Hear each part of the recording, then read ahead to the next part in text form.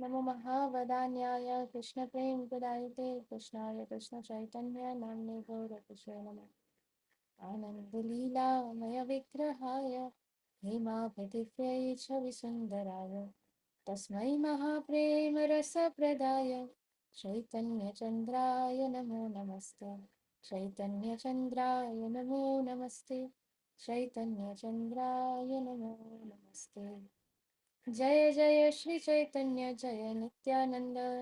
जय द्वैत चंद्र जय गौरभक्तवृंद। हरे कृष्णा कृष्णा कृष्णा हरे हरे, हरे Ram Ram Ram Hare Hare.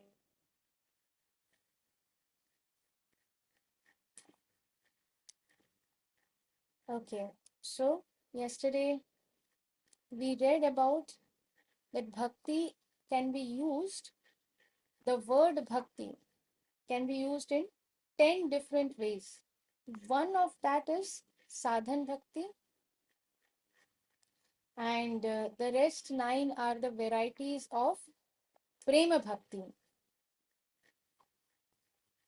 The Lord next explained the different meanings of itham bhuta guna. Itham bhuta indicates full transcendental pleasure, before which even the transcendental pleasure known as Brahmanda becomes like straw. Sorry, Brahmananda.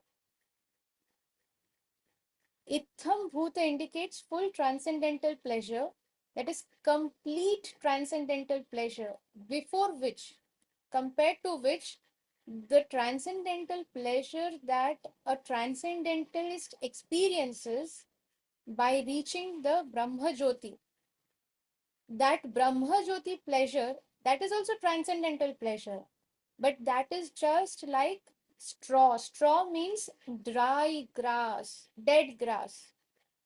And this Itham Bhuta indicates full transcendental pleasure because it is beyond the Brahmananda. In the Hari Bhakti Sudhodaya 14.36, a devotee says, Tvat Sakshat Karanahalada Vishuddhabdhi Sthitasya Me. There's a message here. Is my voice, is everybody able to hear me? Because Kuali has mentioned that my voice is breaking. Is it still breaking? Okay, thank you. Nandini has shown thumbs up. So, Tvat Sakshat Karanahalada Vishuddhabdi Sthitasya Me Sukhani Gospadayante Brahmani Api Jagat Guru. My Lord, so this is a devotee is saying this. My Lord, O Supreme, simply by understanding you or seeing you, we derive a pleasure so great that the pleasure of Brahmananda becomes insignificant. So, this devotee must have experienced the Brahmananda, means the Ananda. Ananda means pleasure. Ananda is not happiness. Happiness belongs to material world. Dukkha and Sukha. Happiness and Dukkha is distress and Sukha is happiness. But Ananda is beyond happiness. And Ananda means pleasure. And that pleasure or Anand can be experienced only on a transcendental level. So there are many types of different types of transcendentalists. Even those who are meditating on the Brahma Jyoti, they are also transcendentalists because they are also absorbed in the higher truth or to understand the higher truth. So they are also transcendentalists. And when they reach the Brahma Jyoti or when they are able to realize that white light, they experience a pleasure that is called Brahmananda.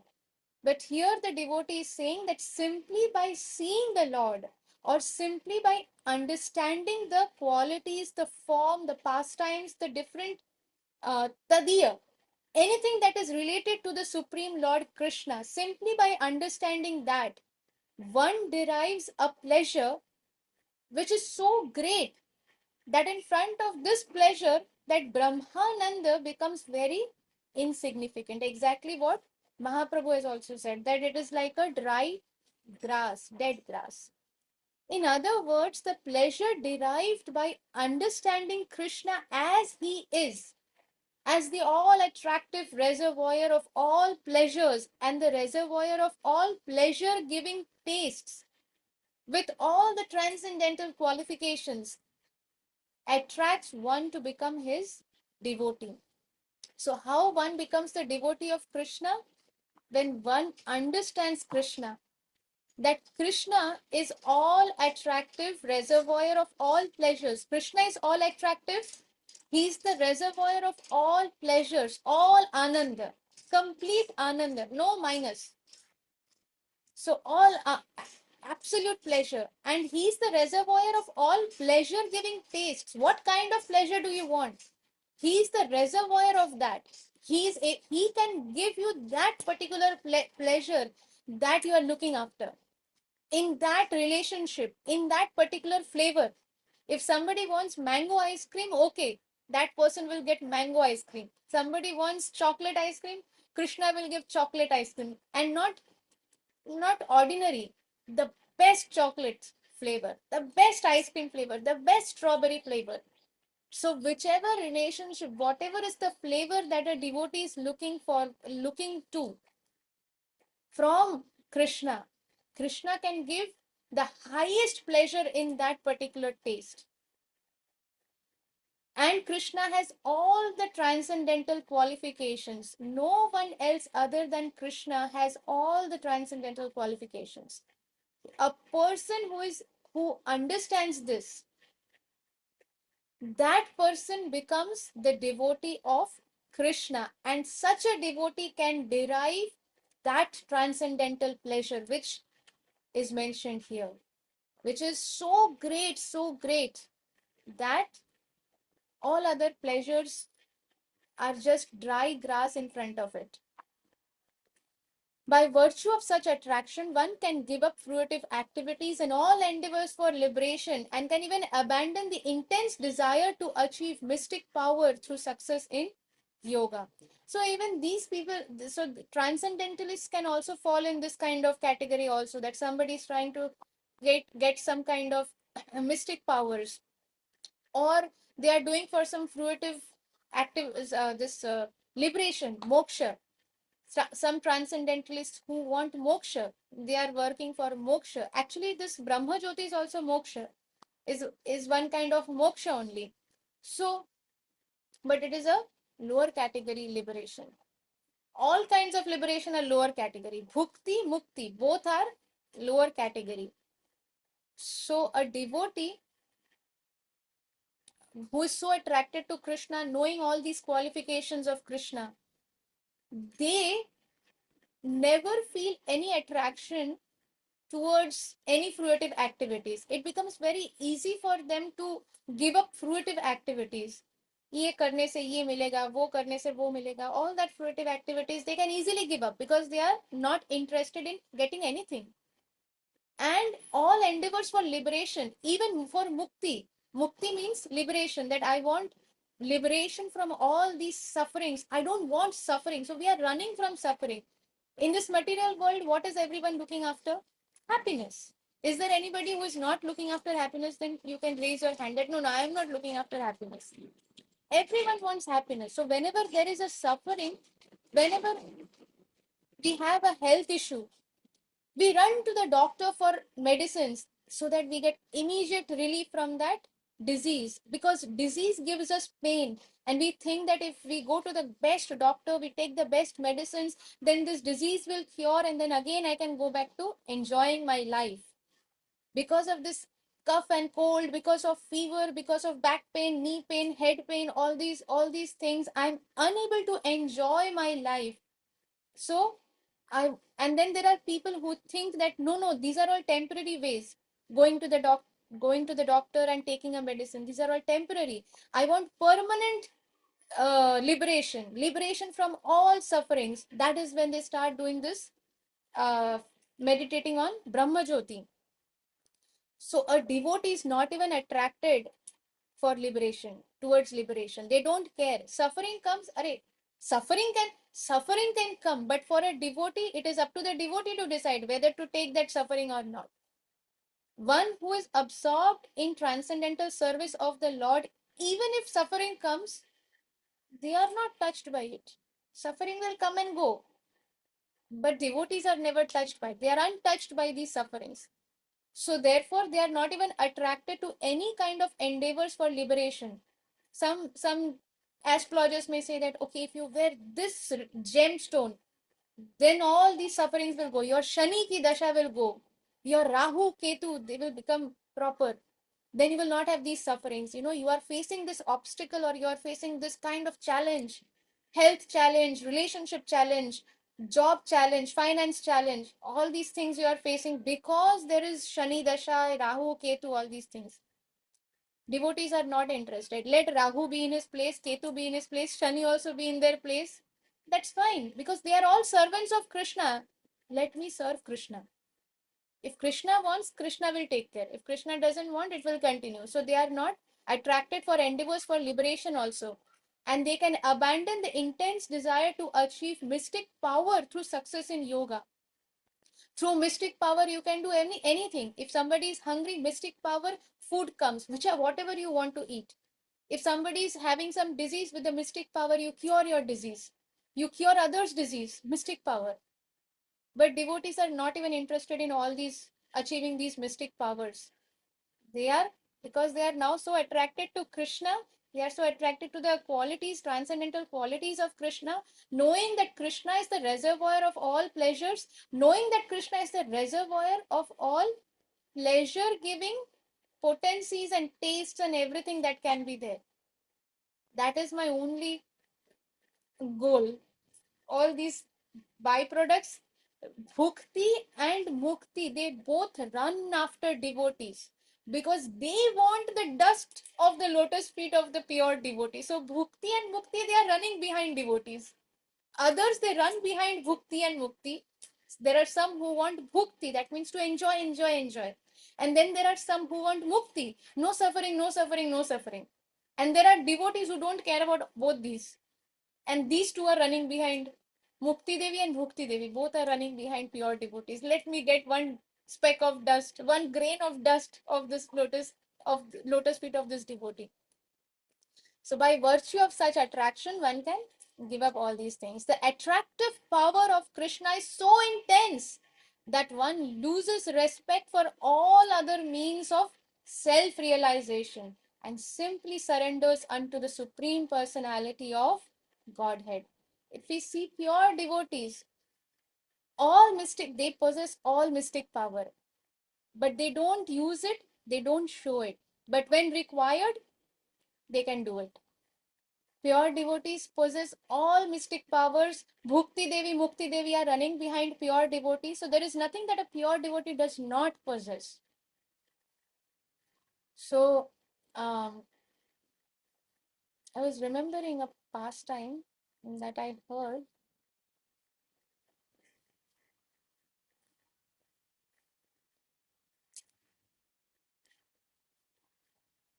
I can't, I forgot. If I remember, then I'll share it tomorrow. So we'll pause here for today. Let me see if I can remember, but otherwise we'll pause here for today.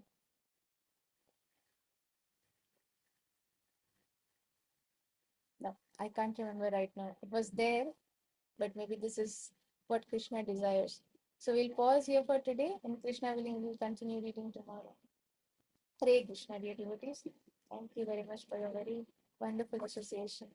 वंशाकल्पतरुभ्यश्च कृपासिन्धुभ्यैव च पतितनां पावनेभ्यो वैष्णवेभ्यो नमो नमः. अनंत कोटि वैष्णव वृंद की जय. श्री श्रीमद श्रील जय पताका स्वामी गुरु महाराज की जय.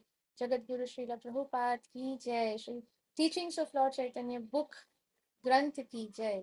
श्रील कृष्णदास कविराज गोस्वामी महाराज की जय. Today is also the auspicious Tithi of Sri Govind Ghosh Tirobhav Tithi, disappearance day, Dwadashi. Sri Govind Ghosh is a very dear, intimate Kirtaniya, Kirtan leader of Mahaprabhu. And also Mahaprabhu would ask Sri Govind Ghosh to sing Kirtans for him. And then for the Mahasankirtans, uh, when Mahaprabhu would create troops that okay, this one troop on this side, one troop on this side, one troop on this side of Jagannath Rath, and the other troop behind. So he would uh, allot one kirtan leaders, that you are going to lead the kirtan in this group, you are going to lead the dance in this group. And then like that he would allot kirtaniyas and dancers and mridanga players. He would name and say, you are the mridanga player, 1 2 3, 1 2 of you in this group, two in this group. So he would name and make and form troops, and all others would do sankirtan, would follow. So the lead singer would sing, others would follow, the dancers would dance, others would follow that dance, and the mridangas and kartal players. So like that, Mahaprabhu is very personal. He would select who is going to sing in which group, and who is going to play in which group. So that Sri Govind Ghosh disappearance day today. So very auspicious Tithi. Let us pray for their mercy, for their blessings, so that we can also relish Mahaprabhu's pastimes, and Mahaprabhu accepts us as his very own servant of servant. And may we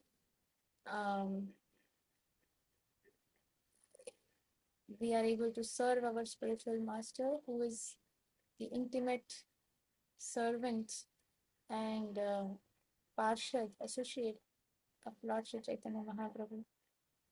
Hare Krishna, dear devotees. Thank you very much. Prabhu, you have a question?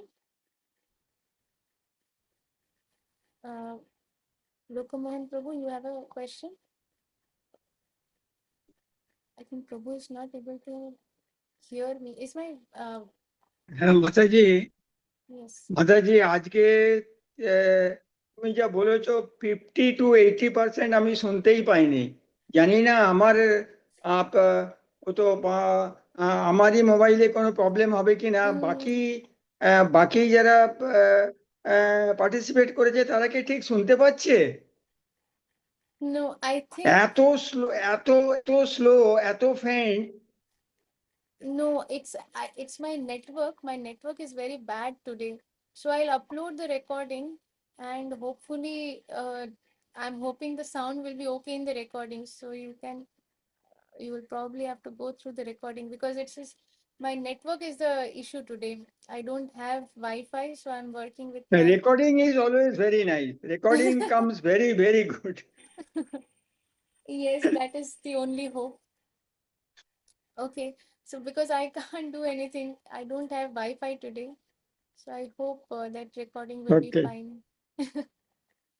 Others were able to hear me properly, because I saw Nandini Priya showed a thumbs up. So I'm not sure. Were others able to hear me clearly? No, Mataji. No? Okay. All right. Okay, no problem. So we will stop here for today, and we'll meet again tomorrow. Hare Krishna. जय श्री श्यामा करुणामयी माताजी की जय। जय हरि ইয়া बोल। Jai बोल। Shri Guru. Hari Hari बोल।